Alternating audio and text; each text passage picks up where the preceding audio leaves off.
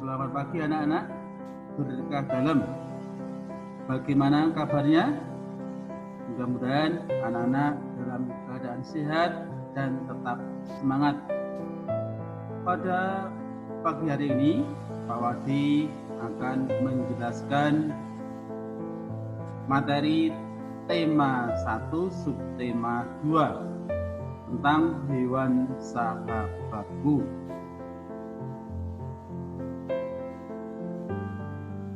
Perkembangbiakan hewan secara generatif.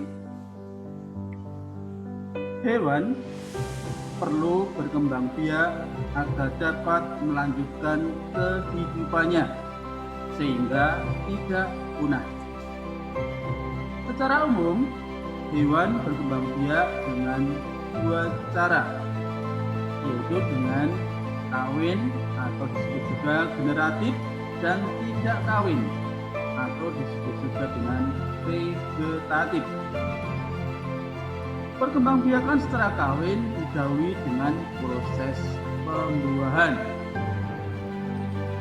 Pembuahan terjadi jika sel kelamin betina, sel telur atau ovum, dan sel kelamin jantan atau sperma bersatu.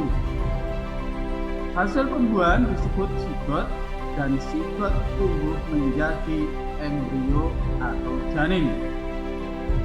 Embrio inilah yang telah menjadi individu baru. Proses pembuahan dapat terjadi di dalam tubuh maupun di luar tubuh.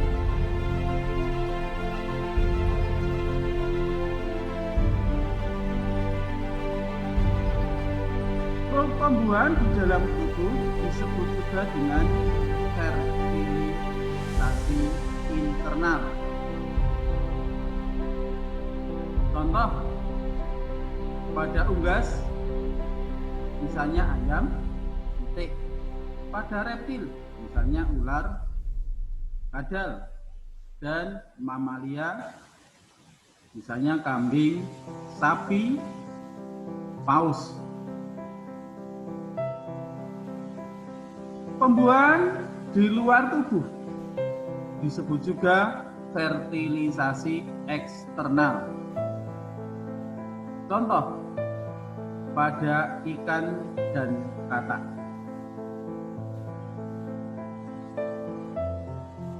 Perkembangbiakan hewan secara generatif dibedakan menjadi 3, yaitu ovipar. Ovipar adalah perkembangbiakan hewan dengan cara bertelur. Yang kedua, vivipar.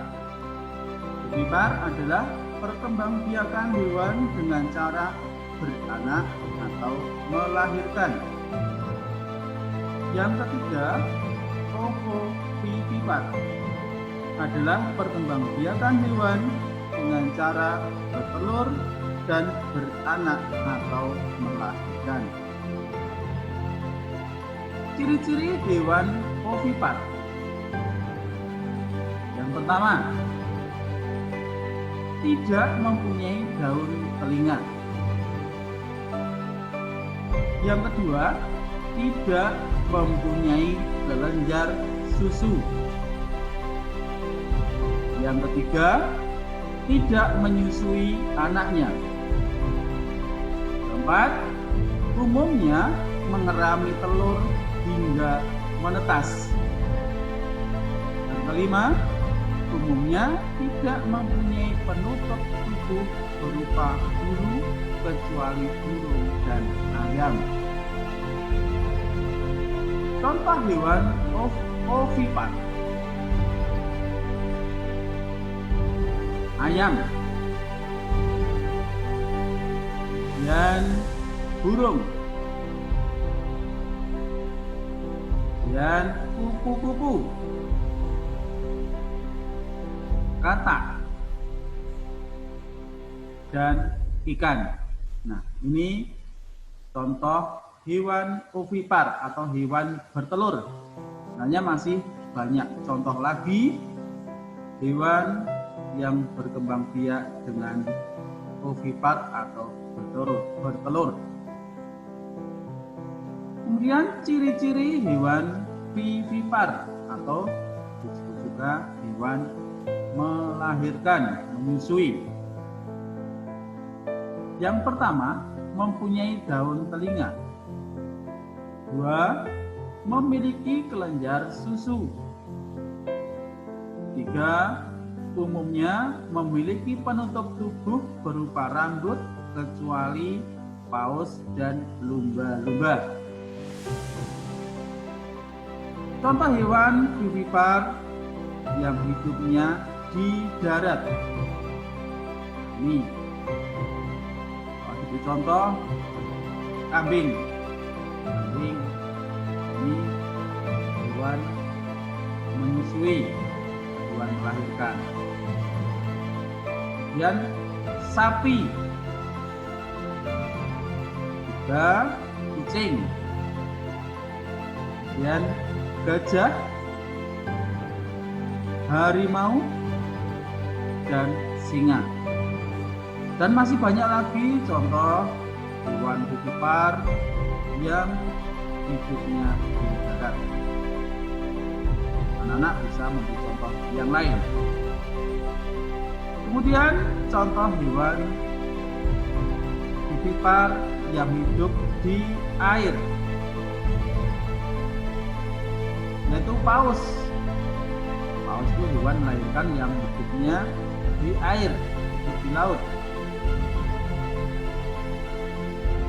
Kedua, lumba-lumba. Lumba-lumba adalah hewan yang berkembang biak dengan melahirkan, yang hidupnya di air. Kemudian ada anjing laut.